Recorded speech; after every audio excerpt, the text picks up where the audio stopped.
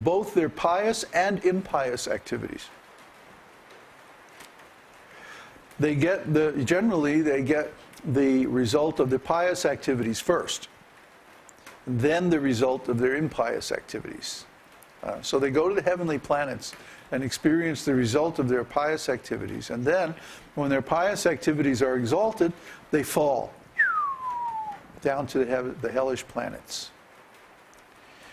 In the heavenly planets, everybody has a garland of flowers that remains fresh all the time, until their time is up. When their time in heaven is up, the garland withers. And it's described that when the garland withers, everybody that they've been partying with, everybody that they've been enjoying with, turns their back and like just ignores them. Because they know that pretty soon the representatives of Yamaraj are going to come and take this person away. And they don't want their mood of enjoyment to be disturbed by this. So the person goes to the heavenly planets first, and then to the hellish planets. So in extraordinary cases, one gets to choose. For example, Yudhishthira is described in Mahabharata, that Yudhishthira, after leaving or actually he didn't leave his body, he went in the very same body to the heavenly planets. And he talked to Yamaraj. And Yamaraj said, well, do you want to experience, or no, Indra said, do you want to experience the results of your pious activities first or your impious activities first?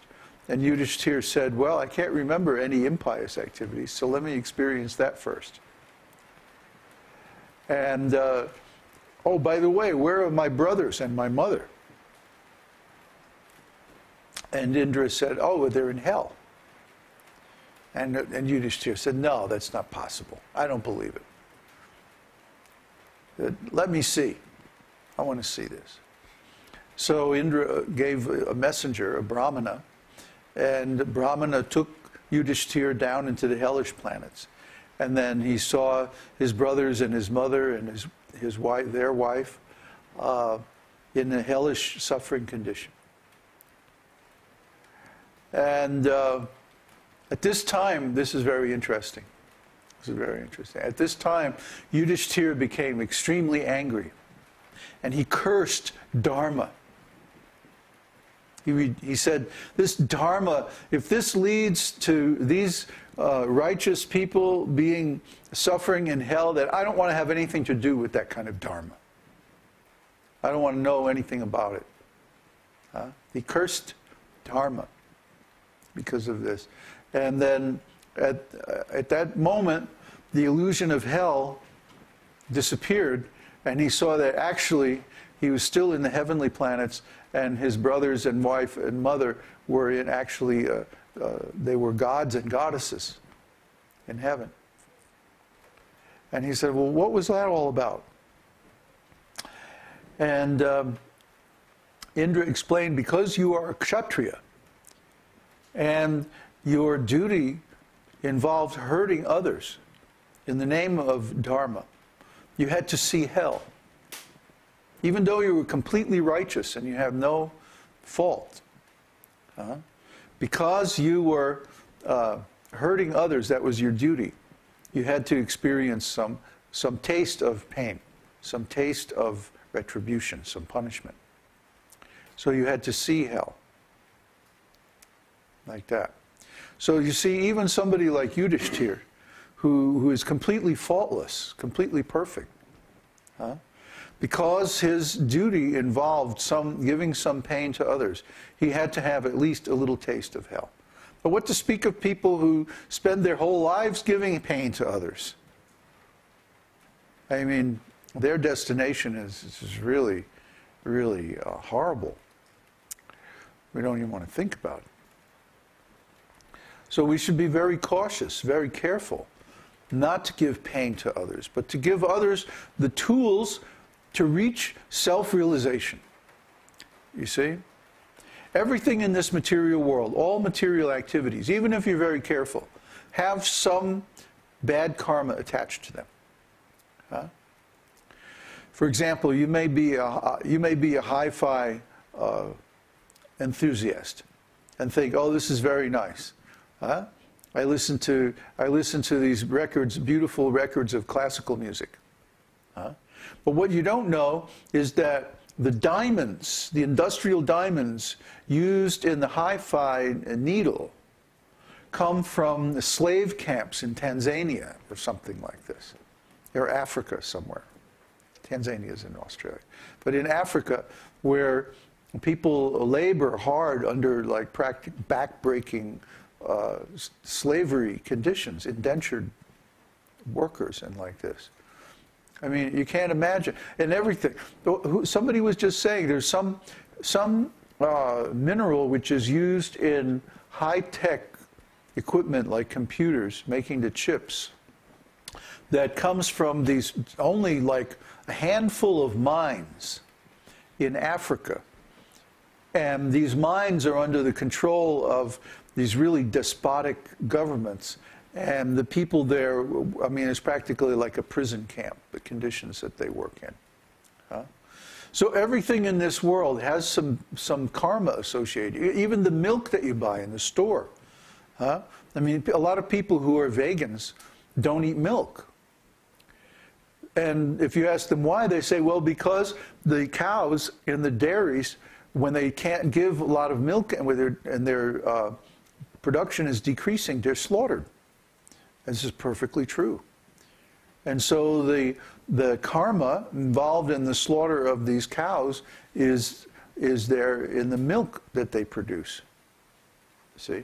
And of course the key, the antidote for that is to offer them as prasadam. Just like the antidote for the bad karma associated with high-tech equipment and stuff like that is to use them in Krishna's service. See, if we can use these things in Krishna's service, they become purified. They become spiritualized.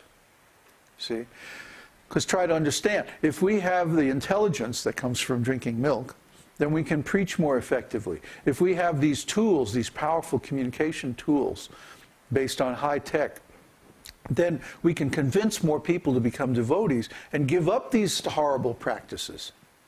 You see? If enough of the world becomes devotees, then we don't need this stuff anymore. Huh? We can just go down the village and have kirtan and yay, you know, that's great. Simple life.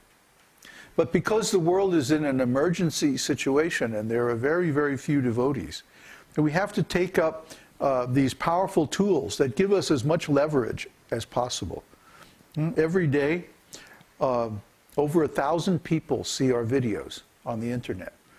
If I was to go and try to find 1,000 people to preach to, and then, you know, spend an hour or two talking to each and every one of them, you know, I wouldn't have time to eat or sleep.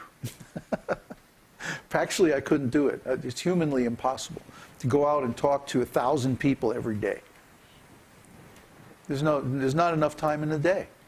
But through the technology, we can do it, and we should do it, even though there might be some unpalatable or impure aspect connected with the technology, because it enables us to follow these principles of giving our gifts. See? Giving charitable gifts to others. The greatest gift is transcendental knowledge.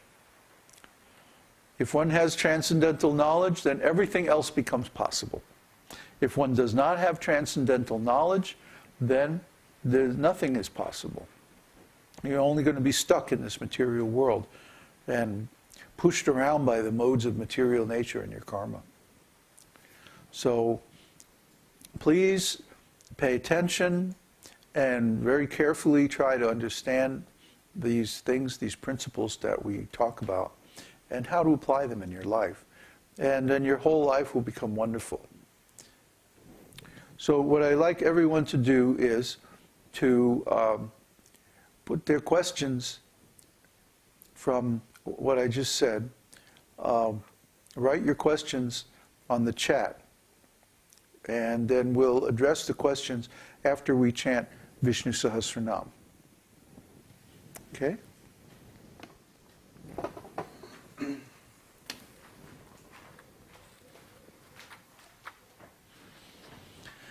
Om.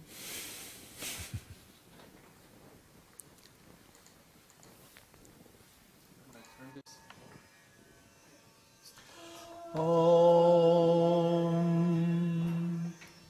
Śrī Vaishampayana uvacha Śrutva dharmana sheshena pavanani cha sarvashaha Yudhishthira shantanavam punareva bhyabhashata Yudhishthira uvacha Kimekam daivatam loke kingvapyekam parayanam Stuvanta kankamarchanta prapnuyurmanava shubham Ko dharma sarva dharma